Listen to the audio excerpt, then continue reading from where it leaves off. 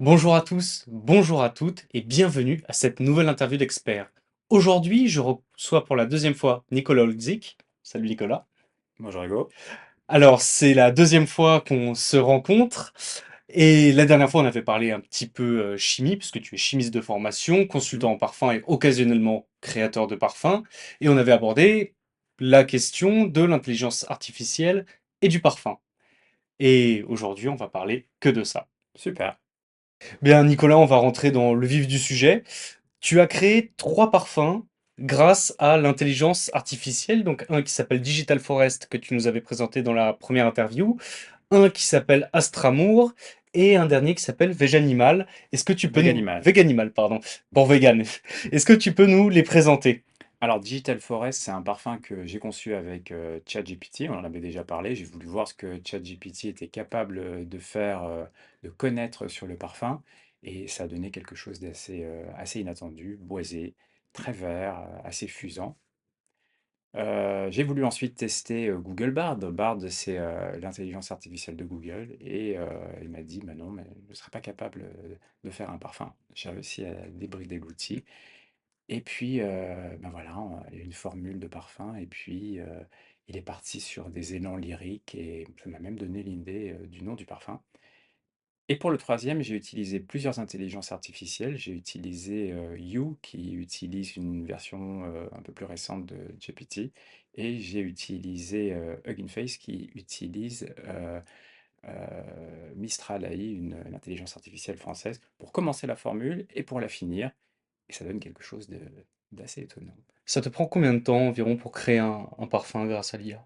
Alors, parfois, il y a des idées qu'on commence et puis qu'on abandonne, mais un peu comme finalement le parfumeur va partir sur l'idée et puis il va repartir, réessayer plus tard. Et parfois, ça peut être assez rapide, comme Astramour, par exemple. Est-ce que dans ta recherche de formules, grâce à l'intelligence artificielle, l'outil t'a donné des directions auxquelles tu n'avais pas pensé? Oui, et je pense que pour le coup, il faut faire attention parce que il part dans tous les sens. Il pense qu'on fait un parfum en mélangeant les ingrédients d'une pyramide olfactive. Il sort des essences qui n'existent pas, donc il faut savoir le cadrer. Et c'est ça qui est intéressant, c'est-à-dire que il a des idées parfois un peu farfelues auxquelles on n'aurait pas pensé. Et parfois, il faut bien cadrer pour revenir, parce qu'on veut une formule quand même à la fin. La surprise, elle est agréable finalement à la fin. Oui, oui, c'est amusant, ouais. Ça donne quelque chose d'un peu expérimental. Est-ce que l'IA, dans quelques années, ça viendra enrichir de manière positive le monde de la parfumerie de luxe, disons? Est-ce que les marques vont se dire peut-être qu'on va moins dépenser en humain et plus en IA? Ouais, ce qui est certain, c'est qu'on utilise déjà l'intelligence artificielle. On peut l'utiliser pour créer des visuels publicitaires, pour chercher des idées de noms. Donc là, pour les formules, oui, on peut utiliser l'intelligence artificielle. Pour Fantôme de Paco Rabanne, il y a eu des propositions qui ont été faites par l'IA. Il faut qu'il y ait des humains derrière pour bien orienter, pour contrôler, pour vérifier si c'est faisable, si on peut déposer un nom, si la formule est conforme à l'IFRA, etc. Ça vient en complément de tous les professionnels qui sont là, et parfois proposer des idées qui sont assez amusantes. Donc c'est pas du tout la fin du métier donné, hein, qu'on rassure tous Non, les, non, non. les gens du métier qui pourraient nous regarder. À mon avis, à l'inverse, il va y avoir besoin des parfumeurs pour enrichir les outils pour qu'ils soient utilisables en interne de manière sécurisée aussi. Ça, c'est important parce que moi, j'utilise ChatGPT ou Bard, je pose une question. Bon, après, ma recherche, elle peut être éventuellement amenée à nourrir l'outil. Quand on est dans une maison de création de parfum, on a envie que ce qu'on fait comme travail de recherche, ça soit bien gardé secret. Alors, l'IA a fait les formules et là, on a le produit fini. Donc, Digital Forest, on l'avait eu dans la première interview. Du coup, j'invite nos viewers à regarder la première interview pour découvrir Digital Forest. Donc, on va se baser sur Veganimal et Astramour. Oui, alors Celui que tu préfères. c'est vraiment des olfactions très, très différentes. Donc sur Astramour, c'est, un floral, solaire, une fleur qui pousserait, dans l'espace et le nom m'a été suggéré, par Bard, voilà. Et Veganimal, c'est un parfum qui est très animal avec une formule qui est végane. On peut faire un muguet ou une vanille, qui ont une formule végane, mais là, pour le coup, quand on sent, c'est, quelque chose qui est, assez puissant, bestial et pour le coup une formule, qui est végane. Donc c'est très, très différent effectivement. En termes d'ingrédients, on est sur quoi, par exemple, pour Veganimal? Alors sur Veganimal, il y a, pas mal, de matières premières, naturelles, hein.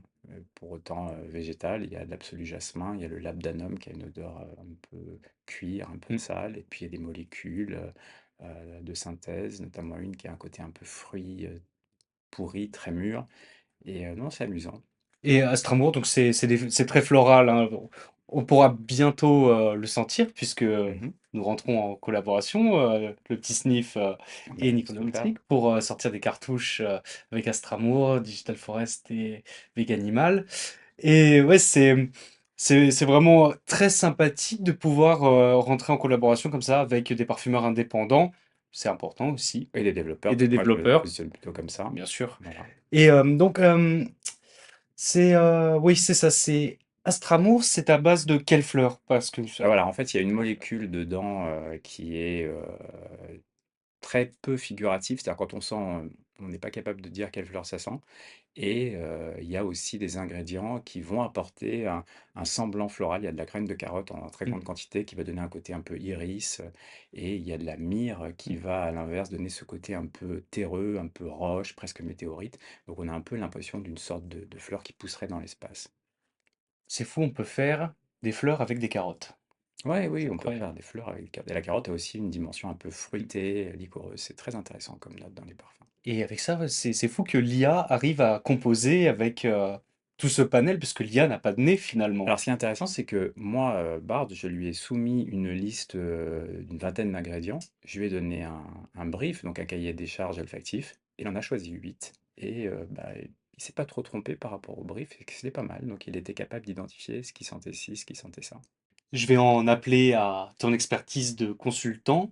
Est-ce que c'est important pour les consommateurs de savoir si un parfum il a été fait par IA ou pas? Alors déjà, le parfum, il est fait avec l'aide de l'IA. L'IA fait pas tout. Ici, dans les formules, il faut à la fois lui soumettre les idées, il faut vérifier ce qu'il dit et il faut l'aiguiller, sinon on n'a pas de formule. Mais ça peut être pareil pour une publicité ou ça peut être pareil comme pour la création d'un visuel où on va utiliser l'intelligence artificielle. Si on pose la bonne question, on va avoir un premier visuel, on affine, on élimine, on recommence. Il y a quand même des humains derrière qui sont là pour dire j'aime, j'aime pas. Et puis Mmh, pour aiguiller l'outil quand même, ça mmh, c'est très bien sûr. important.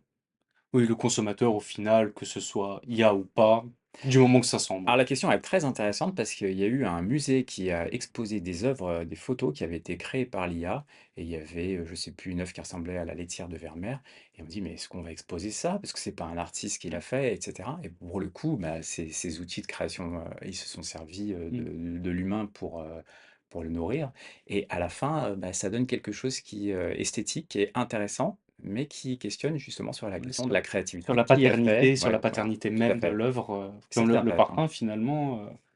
Ouais, c'est intéressant, éthiquement aussi. Est-ce que ça nous appartient vraiment si on ne l'a pas fait à 100%? Alors, avant l'intelligence artificielle, la parfumerie, elle a recours à des outils qui lui permettent de comprendre un peu mieux les formules, la chromatographie en phase gazeuse. On injecte un parfum du marché, ça donne à peu près la formule, la proportion des ingrédients. Et grâce à ça, on peut avoir déjà le squelette de la formule. Donc déjà, avant l'IA, on était capable de comprendre ce qu'il y avait dans un parfum. Est-ce que tu as l'intention, dans un futur proche, de créer d'autres parfums avec l'intelligence artificielle et vers quoi tu te tournerais? Quelle famille, quelle note? Bah, en fait, moi, j'ai voulu tester avec, l'intelligence artificielle, des choses un peu, originales. J'ai voulu voir ce qu'elle connaissait, sur le parfum. Quand il y en a une nouvelle qui a été, lancée, bah, je l'ai interrogée pour voir si elle était capable. Parfois, ça donne des choses intéressantes, parfois, c'est un peu farfelu. Je pense que le futur, ça serait peut-être aussi de développer des concepts, pas juste des formules, parce que Mmh. le parfumeur, travaille très bien et est capable de faire, un parfum, mais travailler, en amont sur, un concept un peu inattendu, un peu artistique, voire, bah, un peu décalé par rapport, Mmh. aux tendances actuelles. Là, pour le coup, ça peut être Et très, de le très intéressant. retranscrire, Voilà, en parfum, travailler au-delà de la fragrance, travailler aussi sur le mmh. concept. Ça peut être pas mal, je pense. Merci beaucoup Nicolas d'avoir répondu à mes questions. C'était vraiment un plaisir, de découvrir, un petit peu plus sur le métier de parfumeur, de créateur et d'innovation. Bah, Je le vous plaisir est partagé. Bien sûr.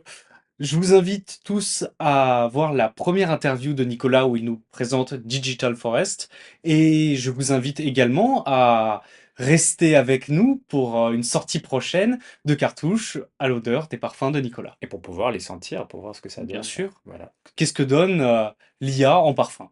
super. Merci à tous et puis à la prochaine pour une nouvelle interview d'expert. À bientôt.